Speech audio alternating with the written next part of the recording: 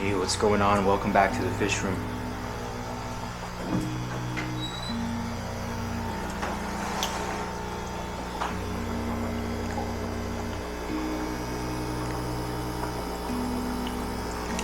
So, I'm back from vacation.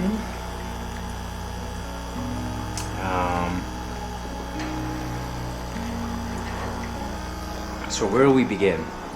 So the thing is, the embellis females jumped out, so that's both of them that died. So there's no more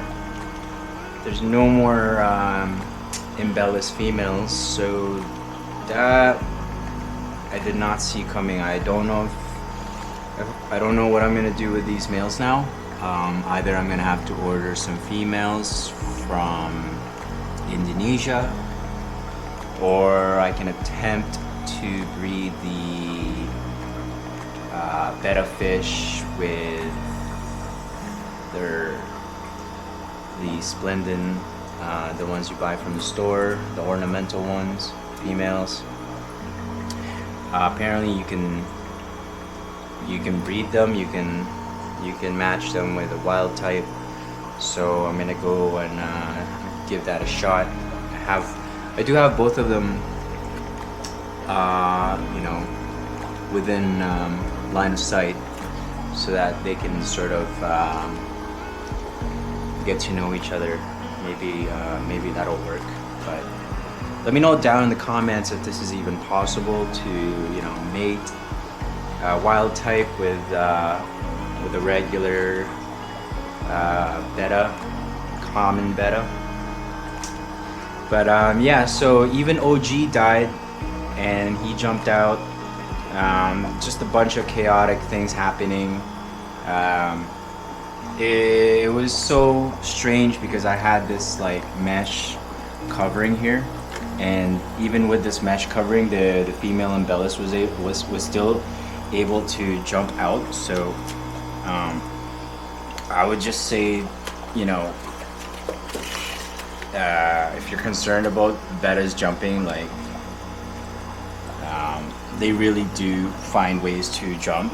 They're really like good jumpers, and it's not like they're like conscious, or it's just random when they get excited. That's what I notice anyway. When the females get excited, they want to jump to the other aquarium.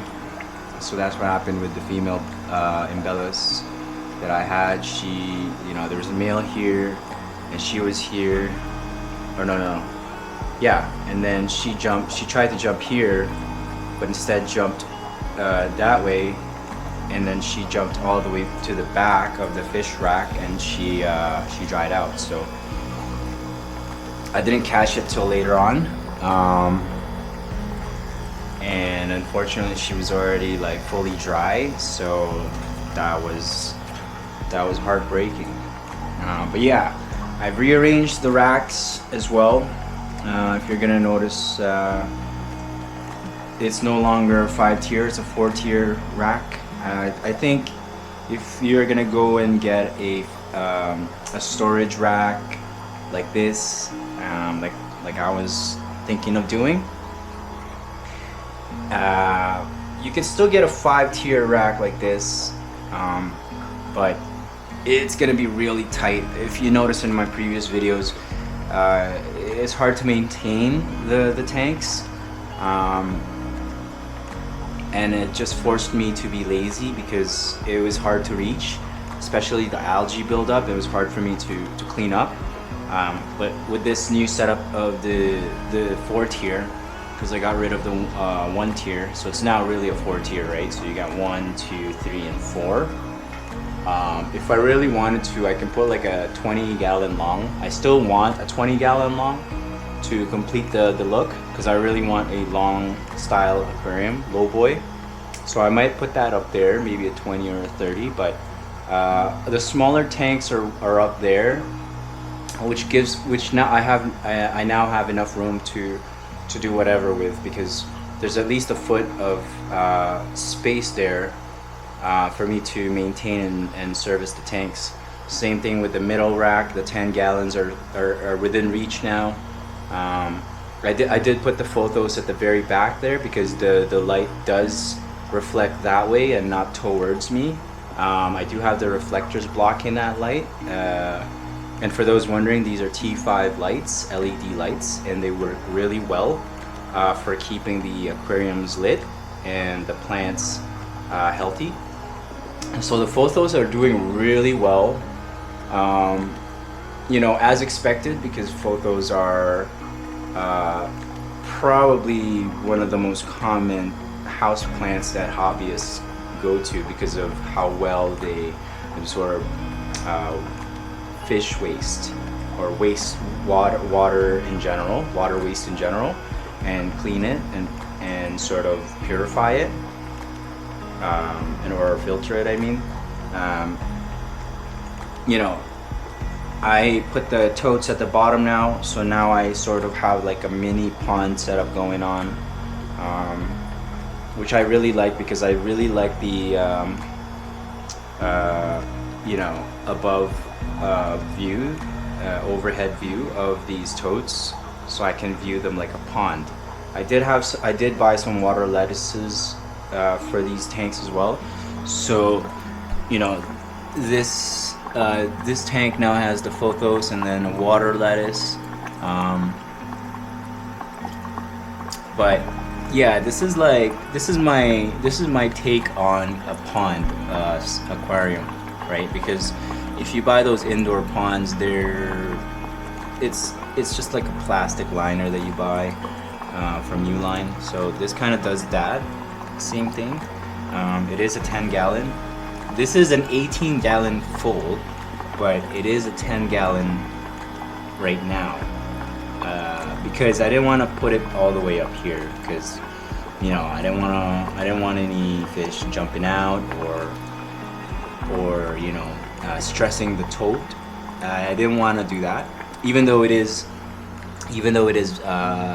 very sturdy. Like you can see all of these supports from its design. It's not gonna break anytime soon, but I'd like to keep it at 10 gallons, right? Or maybe it's at 15 gallons right now. Who knows? At the moment, it's between 10 to 15 gallons because it's 2/3 full, and it's 18 gallon capacity. So, but as you can see, I can easily just go in here. So getting rid of that one tier really did help me out. But in this tank we have the rice fish.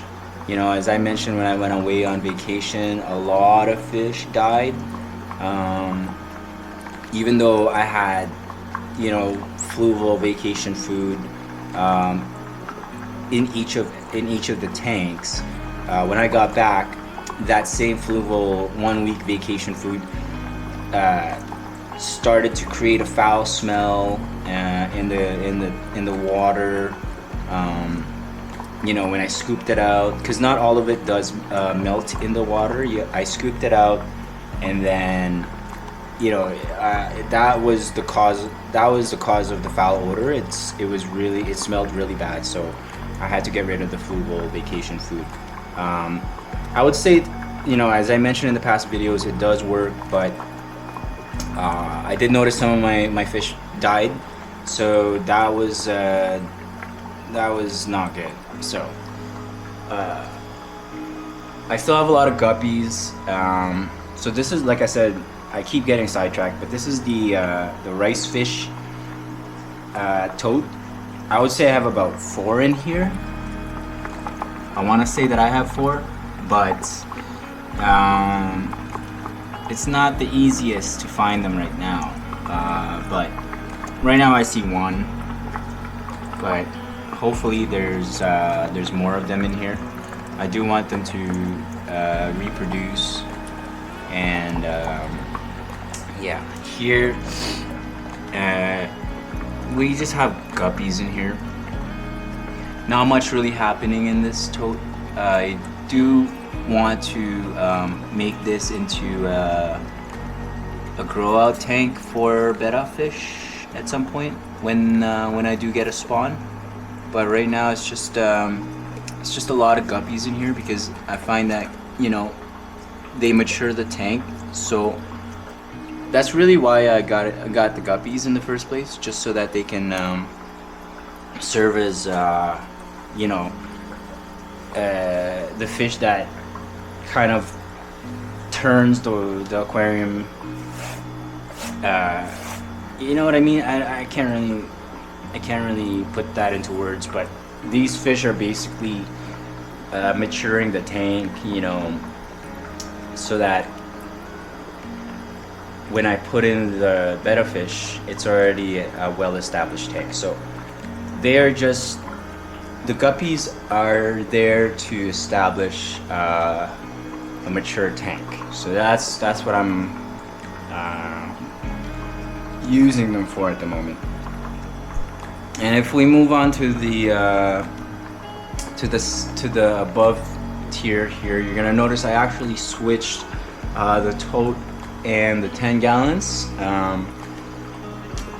And I didn't want to film that process because that took way too long, but it is a process. It is laborsome. It is kind of annoying when you have to switch things around because there's a lot of work that needs to go into that. I had to empty each one of these tanks, switch them here, and then I had to raise the bars a couple notches up because I got rid of the one tier. So it's a whole thing to update. If you have a fish rack like a setup like I do, you know the pain of having to switch things around. I was almost tempted to say that, you know, whatever, I'll just keep it down here and then the tote's up here, but you know that gut feeling that tells you, hey, this is something you need to do, you gotta go do it, so you just gotta do it. So, you know, I had to stop being lazy, had to empty the tanks, had to empty the totes, switch them around, and then fill them back up with water again.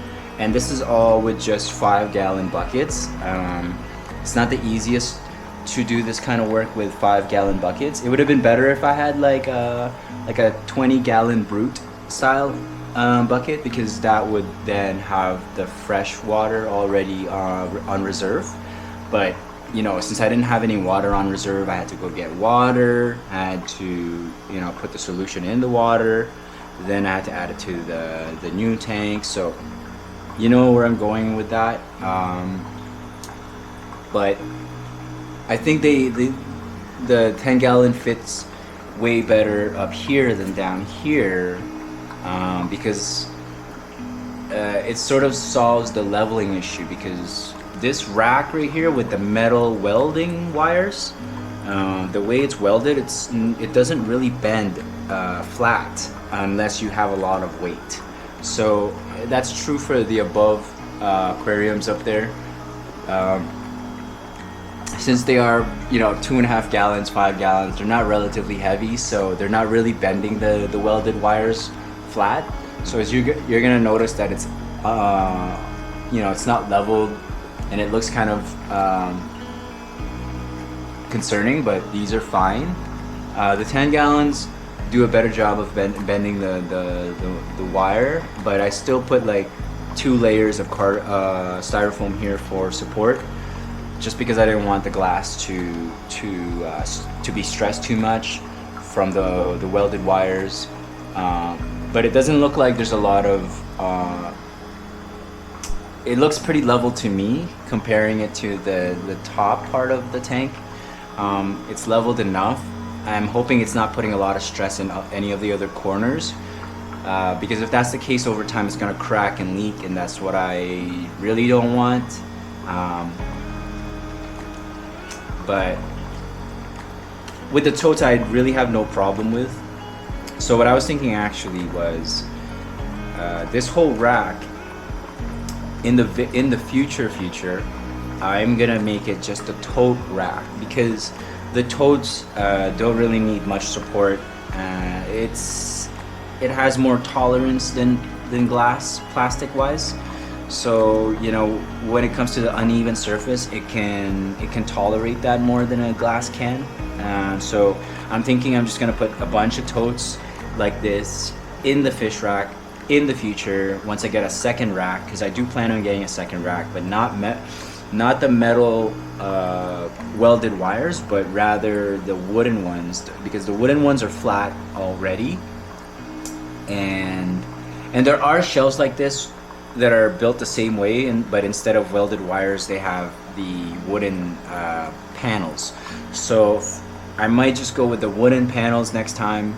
I'm not gonna go ahead and buy the wooden panels and switch this out. I'm gonna keep this as the metal welded wires, but I'm gonna switch the aquariums into totes, and then I'm gonna put the actual glass aquariums in a separate rack. So that is what I'm considering down the road. It's a lot of work,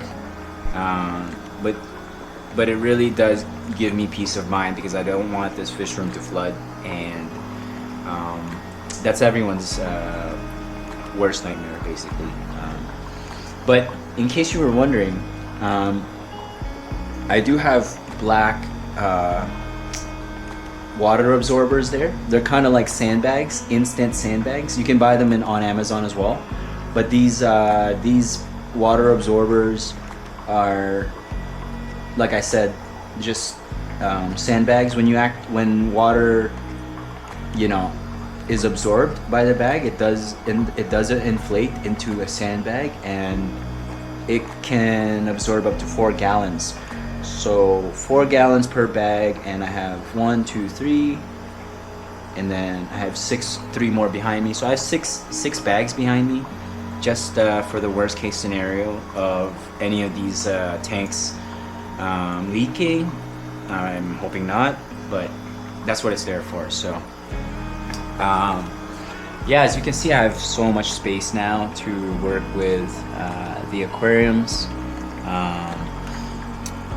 Just an update on these. I still have the 3 crayfish. They survived, so I'm really glad that these crayfish survived. I did buy them plastic tubing. It serves as like a hiding spot, like a tunnel for them, to a cave, if you will, for them to sort of hide in and breed, hopefully.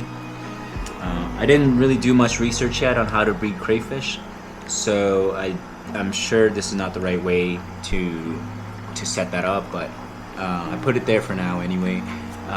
This one was supposed to have a lot of shrimp. I'm not really quite sure what happened to the colony here. I think they might have perished. I mean, I see an odd 1 or 2 shrimp here and there, but hopefully they can restore the colony and reset them back. Otherwise, I might have to just move on from shrimp. I really did want to try the shrimp, but I don't think I did the shrimp much justice, because, you know, I didn't have the proper environment for the shrimp, because they do like a lot of places to hide, you know, shrimp hotels and substrate, and even because the water parameters are fine, they've survived here for a long time, but I need to figure out the next move if I'm gonna move forward with the shrimp. But for now, shrimp is not really my main, it's not really on my list. It's not a project that I'm actively looking at, but I was thinking maybe the crayfish, but the crayfish is pretty hard too. I have 3 of them here, with a bunch of guppies and endlers. So there's a lot of guppies and endlers here, way more than the tank can support, I would say. But it's heavily planted. It's dense with you know, plants, especially the photos at the back. So I don't really mind too much. It looks like the system is still holding up, so I'm gonna keep that going until they mature, and then maybe I can go sell the endlers and move on to a new project. But that's what I have going for that one. And now with this tank, This one is interesting because I do have a sorority of betta fish. So just an update, I did go to a local fish store downtown just to check it out. I would say, you know, each fish store has a unique selection of something, and I would say the unique thing about this store was the betta collection that they had. They were all splendens, no wild types, but I was really fascinated with the females, so I grabbed the sorority, 6 of them. So 4 of them are in here, and you know, I would say some of them look deformed, but honestly, as long as they are healthy and they are eating well, I don't really mind about their deformity, because it does look like a goldfish mixed with a betta. I don't know, maybe it's a new breed of betta fish. You can tell me in the comments, but to me it just looks deformed, like her back is broken, like she looks like a goldfish. I'm not sure, but maybe this is a new breed that I'm not aware of. We'll see how that goes. But yeah, I do have a lot of new tire track snails here, orange tire track snails. So we're gonna get that going. I do have a lot of assassin snails as well. I want to keep that in mind, because if I do end up spreading these tire track snails all over the tanks, I don't want them getting killed by the assassin snails, so I got to take out the assassin snails. And then yeah, the last thing about this tank is that it has the 3 gobies.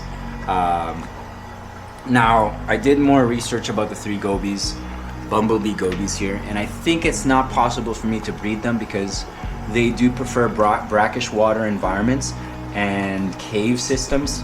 I can for sure have a cave system for them, but brackish water is not gonna happen. So that's unfortunate. We'll come back to the gobies if I do decide to do something with them, but I do enjoy the gobies for now, but we'll move on for now. And then yeah, the only ones left I have surviving are these 2 betta juveniles Smaragdinas, because this one is a female for sure. I was able to sex her, but I believe this one is a male. So this is my last hope for the bloodline of the Smaragdinas, OG's children. I'm taking all necessary steps to preserve them. I don't want them to die or jump out, but I do want them to breed, so we'll get that going. Hopefully I'll post another video update for that. And then this one has the embellis males. I did put them up for sale. I did have someone that wants to trade with me, just because it's not possible for me to breed them anymore, and it doesn't look like they're interested in the female common type bettas. I did try to put them together. It doesn't seem to work, but I'm gonna give it another week or so. But yeah, if you were ever curious if a wild type will ever breed with a common betta, I tried it. It did not work, but I'm gonna give it another week. So if it does work, we're gonna have a hybrid betta. And if it does not work, then I'll just trade these 2. So, and of course the air pump is still loud. There's no regrets with that one. I'm gonna stick around with that and just deal with the noise. I do love the output, the gallons per hour power of the power head.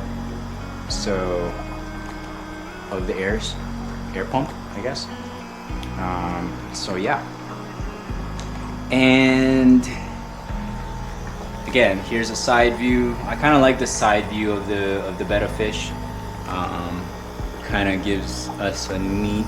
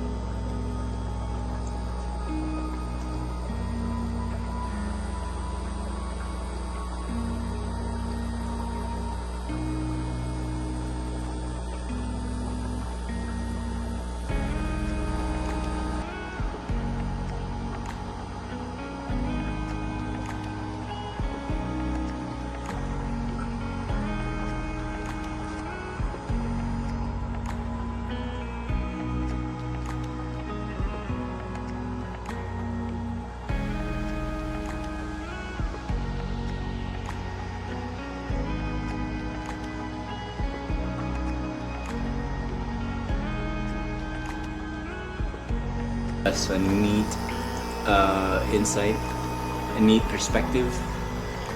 But yeah, that's all I have. I don't know if I mentioned, but there's a monstera there that was dead and it came back to life. So I'm so glad that it has some sort of growth there, shoot popping up. Yeah, that's been it.